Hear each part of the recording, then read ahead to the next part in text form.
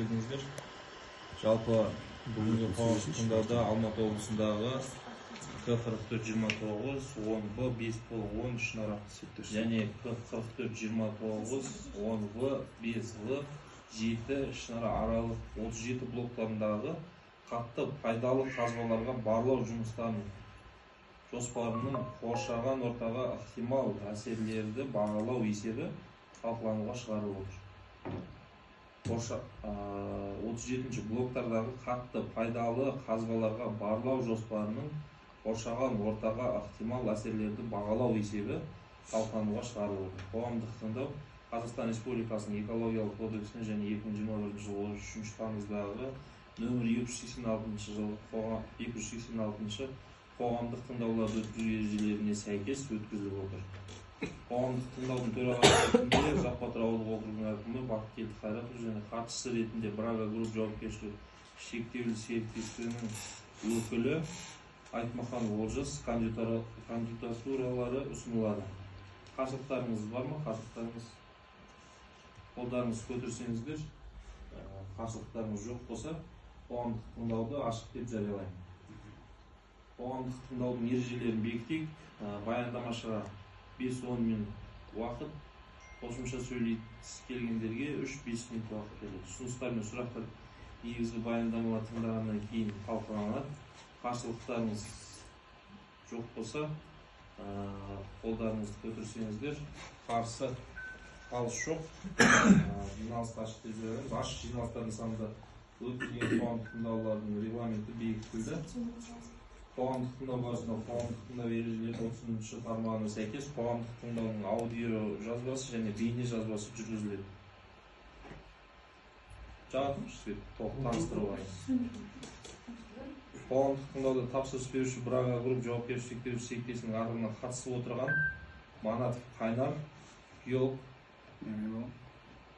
Айтмаханов Олжас, эколог, Мақсутбекова Рауаш, эколог, Жанат Зарина, экосайенс групп жауапкершілігі шектеулі серіктестігінің өкілі. Баяндамашылардың сөз сөйлеуі жалпы баяндамашыларға жұмысына кірісуге рұқсат берейік. Алғашқы болып экосайенс групп Жанат Заринаға 7-10 минут уақыт берейік. Рұқсат па?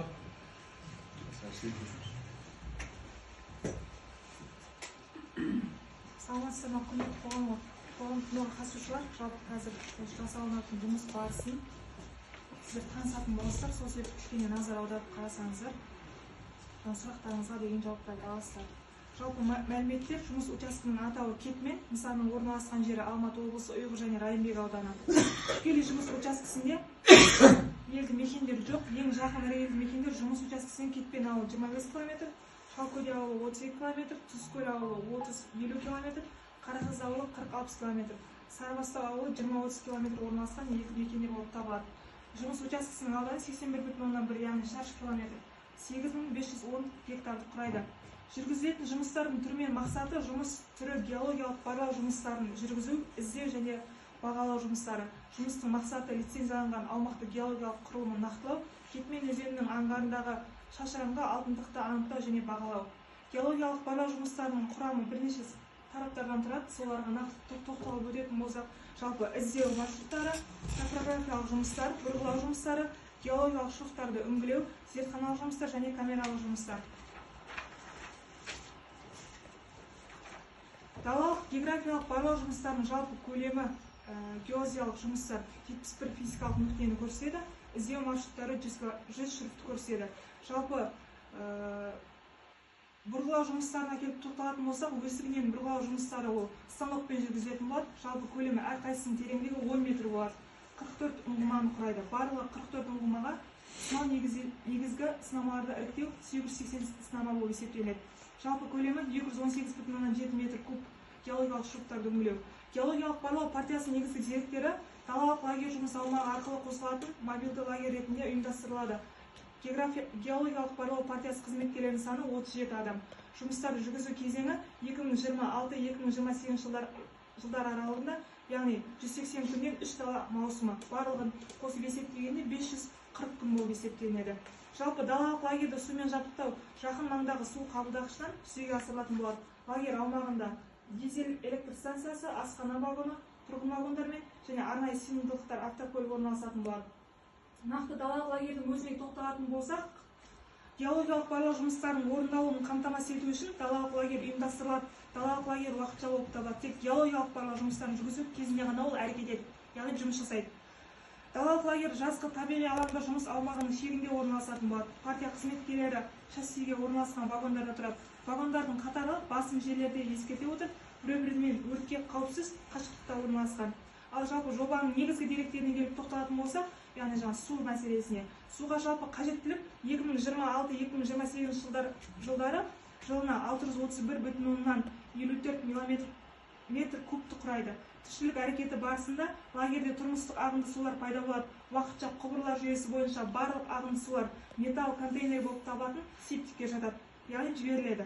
Тұрмыстық сарқынды сулардың жалпы саны 2026-2028 жылдар жылына 631,54 метр кубты құрайды.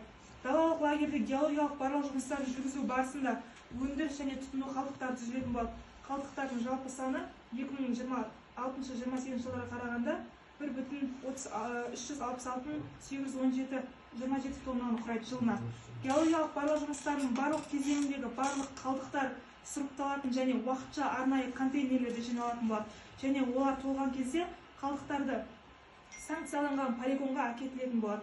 Бұл туралы қалдықтарды әкету қабылдаудың бекітілген кестесімен тиісті шарттар жасалатын болады. Жұмыстар жүргізу кезінде атмосфералық ауаның ластанудың станционарлық көздері жұмыс кезінде жалпы электр энергиясымен қамтамасыз ететін дизель электр станциясы жұмыс жасайды.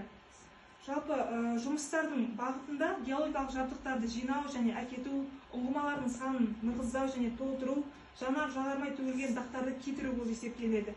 Жер жұмыстары жүргізілген шұңқырларды толтыру, септик, дәретхана деген сияқты. Оларды уақытша арналған учаскеге бекітеді және бетін тегістейді. Жүргізілген геологиялық барлау жұмыстарының қысқа мерзімділігіне байланысты жұмыстар бойынша жобалық құжаттаманы әзірлеу көзделмейді. Геологиялық барлау жұмыстары аяқталғаннан кейін жүргізілетін барлық жұмыстар осы тек жоба шеңберінде ғана көзделеді. Осы жоба шеңберінде бұзылған жерлерді геологиялық рекультивациялау көзделмейді, өйткені жүргізіліп жатқан жұмыстар топырақ жамылғысы үшін елеулі қауіп төндірмейді және жобаланған жұмыстардың топырақ жамылғысына әсер шамалы деп бағаланады. Геологиялық барлау жұмыстарының әсерін бағалау қоршаған ортаға, яғни геологиялық барлау жұмыстарын жүргізу ретінде табиғатты қорғау, сақтау шараларын жүргізуге мүмкіндік береді. Атмосфералық ауаның сапасына әсері шамалы, тек жергілікті және ұзақ болмайды. Жобаланған жұмыстардың жер үсті және жер асты суларына әсері елеусіз, жергілікті маңызы бар және ұзаққа созылмайтын болады. Геологиялық ортаға әсері ең аз деп бағаланады. Жобаланған жұмыстардың жер жамылғасына әсері шешім деп бағаланады. Жалпы осы назарларыңызға рахмет. Қазір сұрақтарыңызды, өздеріңіздің ұсыныстарыңызды білдірсеңіздер болады. Жаңа болып жатқан осы танысқан баяндама арқылы. Сізге қазір оқылған, танысылған баяндама жалпы жүргізілетін жұмыстың барысында таныстырылды. Біздің Қазақстанда туралдағы сіздер айтқан 100% алдағы бойынша жүрмейді ғой негізі. Жаңа қазылып, ұңғыр-шұңғыр болып қалады. Мал түседі, халықтың жаңағындай жағдайы бар. Ол әлі сол бір эпизоды бізде мына жаңағы Жарғылақ алтынқы кенінің бойындағы жатқан шұңқырдың бәрі жатыр. Керек болатын болса, сендердің сайттарыңа салып береміз. Онда сен түсіндіріп отырмыз, құрметті тұрғындар. Жалпы қоғамдық тыңдалымда негізгі қоғамдық тыңдалымның мақсаты халықтың пікірін тыңдау. Толыққанды халықпен ашық диалог жүргізу, пікірін тыңдап, ұсынысын ескеру. Жалпы бұл жерде екі қоғамдық тыңдалым өтейін деп отыр қазір бізде. Біріншісі қазіргі Экосеанс групптың өкілі баяндап өткен баяндамада талқыланған жұмыс жоспары. Біріншісі осындай жұмыстар жүргізсек деген ниет білдіріп жатырмыз деген ұсыныс. Ал екіншісі сол жұмыстың атқарылуы. Солай ғой? Қазір екіншісіне тағы да өтеміз. Екінші бөлімге тағы да ол да бір бөлім болып тұр. Сондықтан бірінші бөлімге толыққанды сұрақтарыңыз, Пікірлеріңіз болса айтып өтсеңіздер, бұл жерде жұмыс жоспары қаншалықты, қандай деңгейде тұр, қалай болып тұр, барлықтарын өздеріңіз көріңіздер. Соған пікірлеріңізді, ойларыңызды айтсаңыздар. Енді бұл жерде енді халықпен бірге болғаннан кейін пікірін тыңдау маңызды. Сіздердің ойларыңыз, пікірлеріңіз еленіп ескеріледі. Барлық сұрақтарыңыз. Сонда мына Шеркеден жаңа бізге 27 километр болып тұр ма жақында? Дүниеден ғана есептеп тұр ғой. Иә, одан ғана есептеп. Тарбақтаудың ішіне кіріп тұрғанға тең ғой бұл. Бұл нақты бұл проекттің жаңа жобасы, ең ашыңыз. Бұл мен просто айта кетейін, мынау кезінде георазведка деген бізде 41 жылғы соғыстан кейінгі уран іздеген кезде осының бәрі картада болған дүние ғой. Бұл о жерде жоқ емес бар, оның атынан аталып тұр да жаңа алтын кенші. Ал о жерде ол қазбайлық болғаннан кейін просто біздің ел үшін, халық үшін пайдасы жоқ. Қай жерге үшін жоспар қоямыз? Алтын кеннен кіргеннен кейін солардың қосылған жері ғой, үлкен су ғой, мына жер үлкен су мына жерден. Магазин бар алдағы жерде. Үлкен су мына жерден басталады. Иә. Біздің жеріміз осы төңірек қой. Яна жаңағы кім Доғдырбек ағалар отырған өзінің жағасы. Құлып болған жер. Иә, соның аяғы, соның басы анау асан кісілерден өтіп кетеді. Мына жерлер бір отырған аудандікі, жаңағы көрші ауылдардікі. Иә. Мына жердің де басын бөлгісі былай жоғары жағы көрші ауыл болып кетеді, мына Шәркеден болып кетеді, мына былай қарай. Біздің бөлшек мына төмен жағы ғой. Судың бергі беті ғой біздікі. Сол клубтың тұсы ғой. Сол жерлер ғой. Алтын кеннің қарсысы. Жалпы түсініп отырсыздар ғой жалпы. Жер жағдайын біліп тұрмыз әңгіме жоқ оған. Соны көрсетіп таныстырып. Жалпы енді алтын кенді өз баршаңыз білесіздер ғой, қай жер екенін, қайсы маң, қайсы құс екенін, Шәркеденнің қайсы аймақ, қайсы аңғар екенін жақсы білесіздер ғой. Солай ма? Бер жағында да екен, сонда судың бер жағында ма екен? Жалпы мына төңіректің бәрін қазады ғой осы. Бәрін қазған енді қазу жұмыстары қаншалықты жүретінін мен толық түсіндіре алмаймын. Ол жерде ең басында былай болады, бірінші принцип. Ең басында оценка жасау үшін, қарау үшін, білу үшін. Адам жаяу жүреді. Ол қарайды, жетпейді, бірдеңе бар ма, жоқ па деген сияқты. Егер баратын болса, бір-екі тасты алады да, соны лабораторияға жібереді. Маршрут жүру деп аталады. Маршрут жүргеннен кейін, егер де бірдеңе маңайынан какой-то бір признактар шыққан жағдайда, осы жерге скважина қойып көрейік, возможно, бірдеңе болуы мүмкін дейді. Бағана скважина айтылды ғой, что 10 метр проекттің глубина деген. Жердің біз қатты қабатынан қазамыз. Біз шахта қазу, анандай істеу біздікі емес, ол рос. Біздікі олардікі ТПИ, біздікі рос. Біз жердің қатты қабатынан қазамыз. Шахта қазып кеттіміз біз ол жерде. Ол бізге мемлекет разрешение бермейді. Төбелер бар. Мына жерде, мынау анау алтын кеннен шыққан жолдың бойында бұрын магазин болған мына жерде. Сол магазин берген үлкен үйген тас бар мына жерде. Мына жерде алтын Ол кенді тасып кетті деп еді, сол бар ма екен?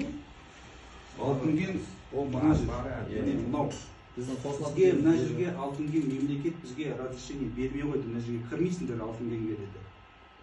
Неуро тұрған граница сол жерге ғана кіре аласыңдар деді. Ол жерге басқа кісілер келеді. Ол жерге біздің қатысымыз жоқ. Алтын кен ол мына жер. Ол жерде жұмыс істеген, уже сондай кісілер болғанда ол жерге біз кіре алмаймыз. Тек қана разведка жасап көріңдер, бар жоғын айтыңдар деп тұр ғой. Ұзын сөздің қысқасы осы. Жоқ, енді қазір мынаның екінші мәселесі бар да, разведка жасайсыңдар. Содан кейін мына жерді мемлекеттің несіне қайтару керек дейсіңдер да. Ана мал бағып отырғандардан жер тартып аласыңдар да тағы аңғытып сөнген сендер дегендеріңді істейсіңдер ғой бұл жерде ше. Әңгіме сода тұр да қысқашы ағашы. Әңгіме бұл жерде былай олай емес, біз жер тартып алмаймыз. Біз жерді біз алып алмаймыз. Бұл жерде жерді бір іздібат етіп өзіміз Өзі ол арендада алмаймыз біз жерді. Өзі бар ғой, осы Шәркеденнің жайлауының өзінде 1200 гектарды соғысып, 7 жылда соттасып, содырласып жатып әрең алған жеріміз ше. Біз көзіміздің қарашығындай сақтап отырған жер осы жер. Ана Бозымбаев әкім болып тұрған кезден арыз түсіріп, осы биыл ғана әрең қайтты сол жерден сол жеріміз. Біз әктен аузымыз күйген қалып отырмыз мына жерде ше. Ол просто жаңағындай біз әзір міне қағаз жүзінде бәрі керемет кыз күнүндө баары жакшы, жаман катын кайдан чыгат деп сөнөгөн эртең ана жаңа кылтыйган кезде уже сол кезде әңгіме бөлөк болот го кыскасы. Сол кезде біз қайта келеміз ба? Біз осы жерде бір Қайта келгенмен қазір сол бүгінгі жиналыстың қаулысымен жаңағы мына жерге болады деп біз халықтың атынан не аласыздар сіздер. Біз болады сіздердің алдыңыздан өтіп отырмыз, осында жұмыс бастайды деп жатыр. Ертең мына Оланда жаңағы кезде 10% ғана болып тұр ғой. Сарбасада 10% ғана жер болып тұр ғой сендердің ала салаң. Қарайтын жерлерің жаңағы жұмыс жасайтын жерлерің. Қалған арғы Алтынкен жақта, Чонжы жақта. Сояқ пен қолданып бізге тегістігінің қажеті жоқ қой біз жақта. Біздің 10%-ке тиіспей ақ қойыңдар. Тиіспей ақ қойыңдар сонда. Бер жағында жаңа Ержан айтқандай бүткіл анау күңіреніп бүткіл сонау 31, 28, 27 жылы соны Қытайға өтіп кеткен бүткіл өңшең бабалар жатыр. Оның бәрі сол жаңағы әр жер қазылып шошқа түскөл сияқты. Өтөй бойдақ деген қазақтың осы бір мықты жаңағы дәрігері болған. Ол да социал көдеде жатыр. Соның бәрін жаңағындай қазу деген енді қазу деген ол бір алғаннан бір қазғаннан кейін бітті ғой. Оның бәрі қалады соғыншы. Ол ешкім жаппайды. Ол бәрі соғынша қалады. Оның да біздің жаңағы сарбастардың несі жаңағы біздің 10% жеріміз сол енді қалсынша ешқандай болған жерде. Құжаттамаға сәйкес келеді. Басқа ұсыныстар түскен жоқ. Алматы облысындағы К4429, Омбы, Беспі, 13 және К4429, 10В, 5В, 7 ішінара аралық 37 блоктарындағы қатты пайдалы қазбаларға барлау жұмыстарын қоршаған ортаға ықтимал әсерлерін бағалау есебі бойынша ашық жиналыстар нысанындағы өткізілетін қоғамдық тыңдаулары өтті деп есептенеді. Хаттама 2 жұмыс күні ішінде жасалынады және қол қойылады. Қол қойылғаннан кейін экологиялық порталда қолжетімді болады. Ашық жиналыстар нысанында өткізілетін қоғамдық тыңдауларды жабық деп жариялайды.